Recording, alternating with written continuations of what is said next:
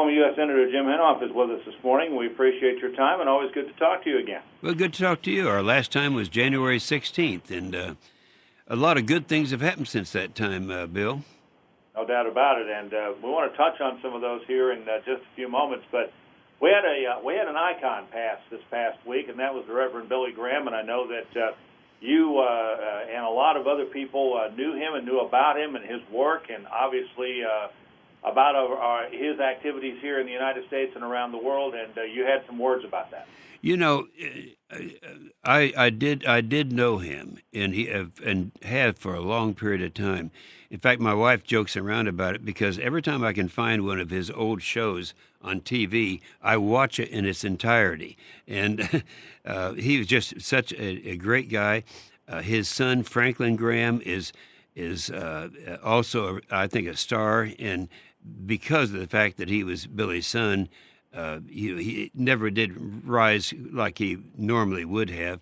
But I loved Billy Graham, and Bill Bright, and a guy named Doug Coe. All three of them were the ones that transformed this nation. And he's right now. I'm in the Capitol, Bill, and he's lying in state as we speak. Yes, sir. And again, some good words for him this week from the president and some others. And speaking of the president, some of those good things you've talked about in the open have to do with some policies that he is getting pushed through. He actually is. Now, let's stop and see the results from the last time we talked. We talked about the overregulation that we got under Obama. Now, a lot of liberals like the idea of more federal regulations, and that's fine. That's what this is all about. But just as an example, you have a lot of farmers listening to us right now.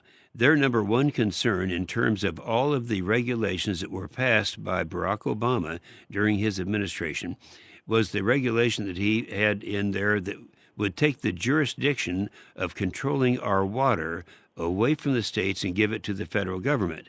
Now, if you get out way out further west than you are right now, get out toward the Panhandle, that's a very arid part of the state.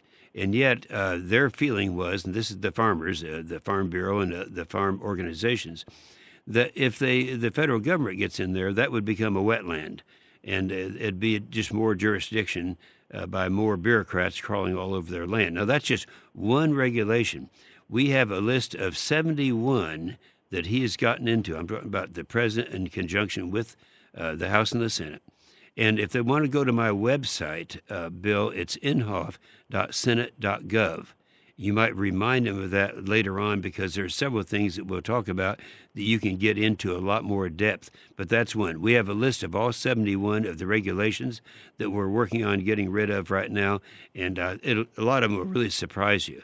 So he is getting things done. It's having the results. During the Obama administration, the average increase in our economy for those 8 years was 1.5% a year. That's now up to over 3% a year. Now, why is that significant? Because for every 1% increase, that develops about $3 trillion of new revenue over a 10-year period.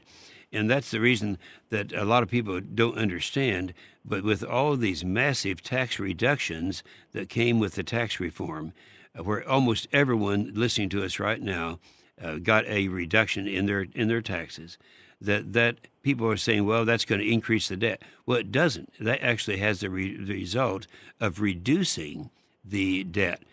And let me just real quickly spin the clock back to 1962, and it was a Democrat's idea.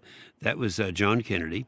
He said at that time, we need more money for the Great Society programs, and the best way to increase revenue is to reduce marginal tax rates. And he did it, and it worked. Same thing happened in 1981 with Ronald Reagan. So that's going to happen, and that's going to have the effect of increasing revenue to take care of the loss of revenue that came with tax reductions. And if anyone wants to see what kinds of tax results affect Oklahoma, go back to my website, and you can pull up a list of things that we have down there of companies that are giving bonuses and are rewarding people for the passing of the tax increase. So if they want to get specific, go back and you'll find some really good things that are happening.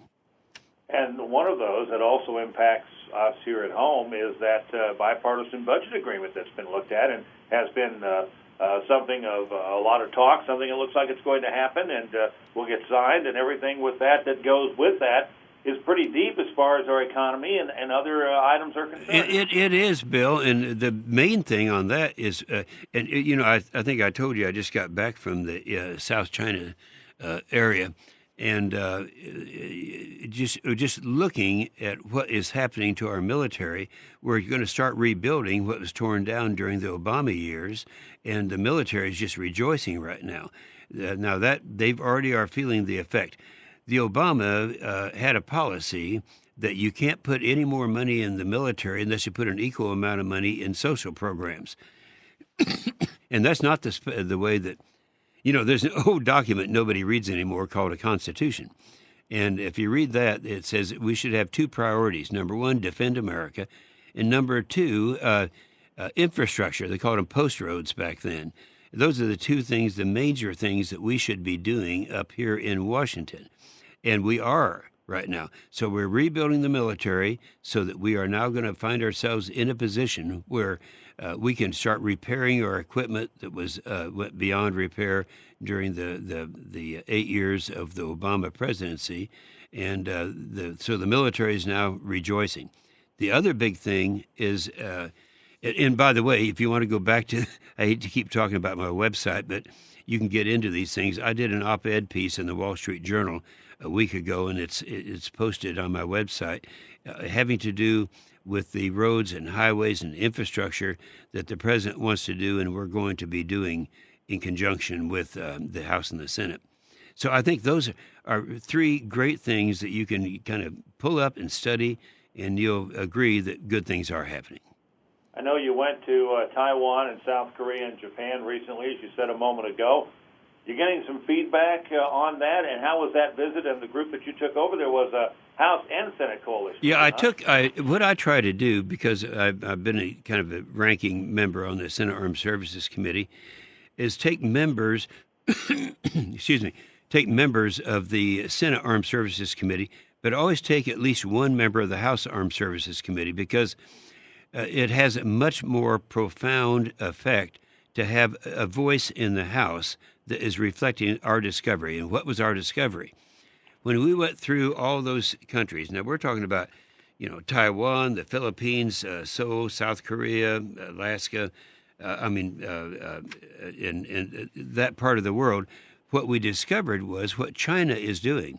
China has become a huge threat, and they are now reclaiming land.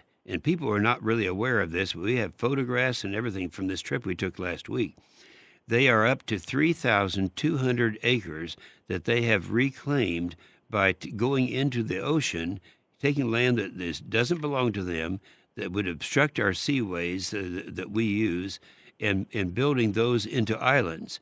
So they now have over 3,000 acres of islands that is covered with all kinds of offensive military equipment. So it's almost as if they're stocking up to go to war. Well, they have effectively intimidated all of our allies that we've had in that part of the world, and so that was one of the things we were doing, reassuring them that we are going to start rebuilding ourselves and reasserting America as its leadership position that we've always been as leading the free world.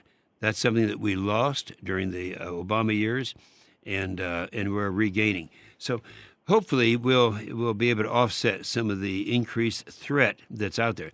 And you think of the threat in that part of the world as the threat that's coming from North Korea, because on November 28th, Kim Jong-un made it very clear that they have the capability of having something that would range all the way from North Korea to Stillwater, Oklahoma. They have that capability now, and it's one that we are going to have to recognize. And all of those countries that we just came back from are in a new threatened position because of the capability of North Korea. So it's a dangerous world out there, and we're on the right track to recovery. And real quickly, we'll direct people to your website. Go ahead and give them Yes, that address. yeah, that's inhofe.senate.gov, and I'd really appreciate it, Bill, if you keep reminding people, because we talked about three things so far that they can pick up. They can pick up the list of companies that are giving reductions, giving tax reductions to Oklahomans, specifically how much.